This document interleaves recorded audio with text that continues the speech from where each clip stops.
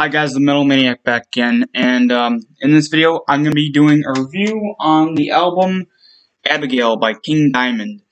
Yeah, I just got this a few weeks ago, and before that I'd never heard a King Diamond album. Yeah, so this album was originally released in 1987, and was the second album of the of King Diamond's self-titled band after he left Merciful Fate. The first album was called Melissa. No, never mind. That was the Merciful Fate album. The first album of his solo projects was called Fatal Portrait.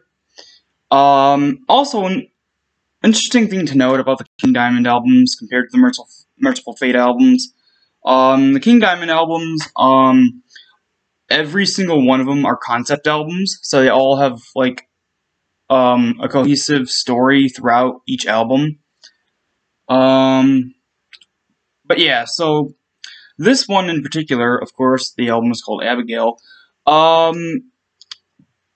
This one is a sort of old, like, I guess most of them are like the style of old-fashioned ghost stories. Yeah, so since this story is pretty in depth with this album, here's how I'm gonna do this. I'm gonna tell you my thoughts on each individual song, and then after that, I will explain the overall story of the album, and then after that, I'll give my rating. Alright, so anyway, and before I actually go on to the track listing, I better list off the band members. So first off is King Diamond on vocals, Michael Denner on lead guitar, Andy LaRocque on lead guitar, Mickey D on drums, and Timmy Hansen on bass guitar. And you can see all of them right there. There's King Diamond himself. Alright. So first track is sort of an intro slash first song. It's called Funeral. It has this really cool sort of like the intro to the song is like a very creepy sort of, I guess you could say, kind of funeral procession type vibe going on with the music of the intro to the song. And it's not really a song for the majority of it. It's just sort of an intro with dialogue. But the song part that's at the very end of it's pretty good. Oh, so yeah, the track as a whole is really, really good. Second track, Arrival, also really good. Track number 3, Mansion in the Darkness. Probably, besides the track Funeral, definitely the most atmospheric up to this point in the album. Track number 4, The Family Ghost, another really good track. Track number 5, The Seventh Day of July 1777, another really good track. Track number 6, Omens. This one's okay. Track number 7, The Possession. Probably, I would say, one of my favorite tracks from the album. Track number 8, the title track, Abigail. My favorite song on the album. Definitely the most sinister of all the songs. And then track number 9, Black Horseman. Another really good track. Probably my second favorite track. But yeah, so the story. Okay, so there's a cohesive story throughout this album. Of course, it's a concept album, just like all the other King Diamond albums. Hold on. Let me set this down real quick. Okay, so actually, yeah, I'm just gonna set the album right here. Don't want to be holding it the entire time, but anyway. So the story of the album starts off in what was it? Oh yeah, it starts off way back in 1845 when this guy Jonathan and his wife Miriam move into this old decrepit mansion, and that Jonathan, I guess, inherited from one of his dead relatives. And so they move in, and everything's kind of going fine at first. And then one night, he sees out the window this mysterious not caravan, but like a horse-drawn carriage with these horsemen. And he goes out to investigate. He's like, "What's going on?"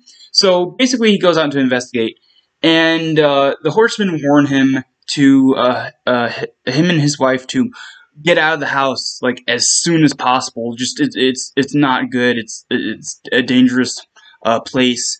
And but they're very cryptic about why. All they say is if you don't leave at once, 18 will become 9. I still, even though I know the whole story, I still don't get what 18 will become 9 actually is referred to. But yeah, that's their cryptic warning. So Jonathan doesn't believe them. He's just like, you guys are crazy. So he just goes back inside, and they basically vanish. Right? They just vanish, and he doesn't see them vanish. They just vanish anyway. So later on, I guess everything again is going quite well, and then all of a sudden one night he's visited by the ghost of the guy who he inherited the house from, and the ghost warns him of things that will happen, like horrible things that will happen if they stay in the house. Just like how the horsemen originally like warned them, don't stay in the house. Basically, the ghost says that back in 1777, him and his wife owned the house, and basically, what happened in I guess the song. This is up to the song "The Seventh Day of July, 1777." Basically, what happened in that one, the guy's account, right? He's count, so he has this huge mansion, and the countess. Basically, one day the count finds out that I guess his wife had been cheating on him, and it turns out that she's pregnant. So the dude's like, okay, let's talk about this. So I guess in the story he convinces her to go down to the basement to settle the argument and stuff like that. But as she goes down, she's at the flight of the stairs, right? He hesitates, right? And then he pushes her down the stairs, killing her with the unborn baby called Abigail. And that's where kind of the supernatural stuff comes into play. And then after all that, I guess he for whatever reason he takes out the unborn baby, mummifies it, and then puts it in the family crypt, and then just buries the body of the wife in an unmarked grave. And so and then I guess bad stuff starts happening, and he dies. And so he's basically warning Jonathan, don't stay in this house. I guess the ghost of the child is basically seeking revenge and will just kill anyone. And so Jonathan, for whatever reason, still was like, okay, there's definitely something supernatural going on, but yeah, whatever. Kind of like how even like the kind of thing, the trope in horror movies, like no one believes that they're gonna be next in terms of oh, there's something supernatural going on. I don't think it'll happen to me, you know. And so he stays in the house with his wife, and then later on, I guess during the song Omens, I guess weird stuff starts happening where for example they find this cradle. I think it was in the attic or something, but they find this empty cradle, this dusty cradle that's rocking back and forth by itself. And then one night when Jonathan is setting the table for him and his wife, the table's already set, but there's a table was set for 3 instead of 2. And then later on, stuff gets even stranger. His wife somehow becomes pregnant, even though he didn't do the deed. So he knows that, she even told him, I'm not cheating on you. I don't know what the hell's going on. And so basically, apparently the baby starts growing faster and faster at a rapid pace, and none of them know what's going on. And then by the time the song called "The Possession" goes on, Jonathan realizes that she's possessed by spirit of Abigail, the child that was killed along with the wife back in 1777. And so Jonathan doesn't know what to do. He's freaking out. Like, his wife's possessed by this dead child. And so, basically, I guess the objective of the ghost of the kid basically is like, Abigail possesses the wife, or possesses the unborn baby in the wife, and then possesses the wife in order to be reborn through the wife and just wreak havoc on everyone else. So Jonathan, begs and pleads for Miriam, and then Abigail's like, Miriam's dead, I'm Miriam now. And then, like, this whole, like, battle of wills between Miriam and Abigail. And then, by, the song, let's see, what song was it? Abigail. By the song Abigail, like, Jonathan's, like, at his wit's end. He doesn't know what to do at this point. Like, he doesn't know if his wife is still in there, or if Abigail's fully possessed her. So, he basically, tricks Abigail and is like, okay, fine, whatever, I don't care anymore, I'll just do whatever, right? And so he's like, he gets this idea. It's like, okay, so just go down to the crypt where your original body was, and you could be reborn, like, there.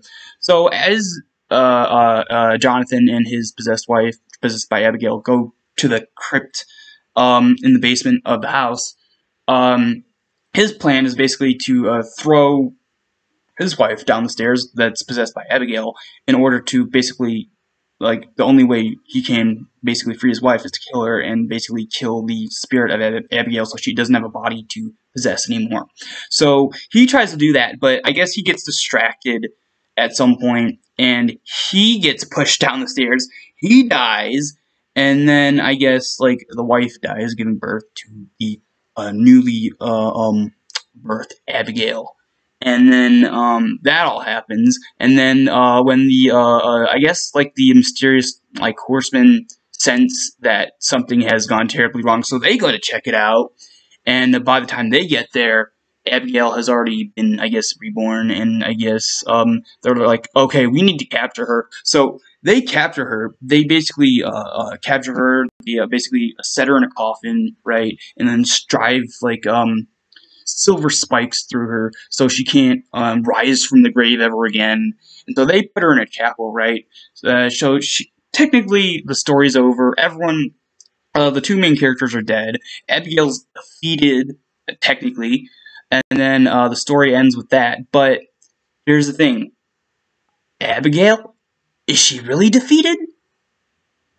No, because in 2002,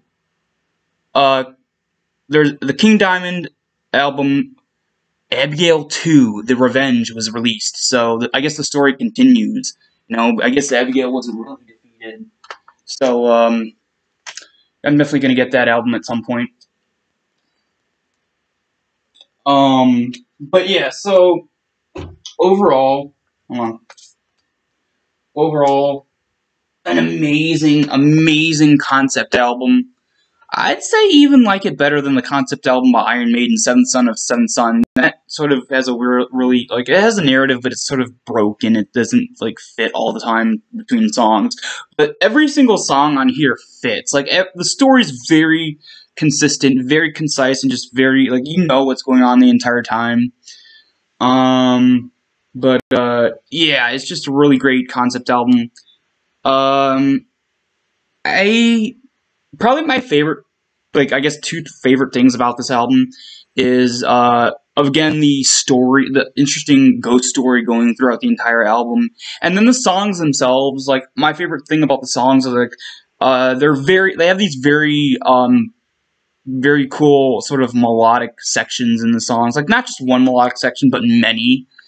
And then King Diamond's vocals are also really cool. They're like, how do I describe them? They're uniquely high-pitched. Like, I guess you could kind of say they're even more high-pitched than Rob Halford's vocals. But, yeah, I mean, overall, a great concept album. I'm gonna give this a 10 out of 10. It's just probably the best concept album I've come across recently. Yeah, I'd say it's even better than Seventh Son of Seventh Son and the Judas Priest concept album Nostradamus. Even though I don't really like Nostradamus, and I do love Seventh Son of a Seventh Son, but this is definitely the best concept album I've heard so far. Also, what's really interesting, this is sort of the same, I guess. This particular release is the same series that I have with the first Merciful Fate. No, the second Merciful Fate album, Don't Break the Oath, where the CD is basically styled after a vinyl. But yeah. So overall, fantastic, fantastic concept album. 10 out of 10. Let's see where to. All right. Hope you guys enjoyed, and I will see you next time.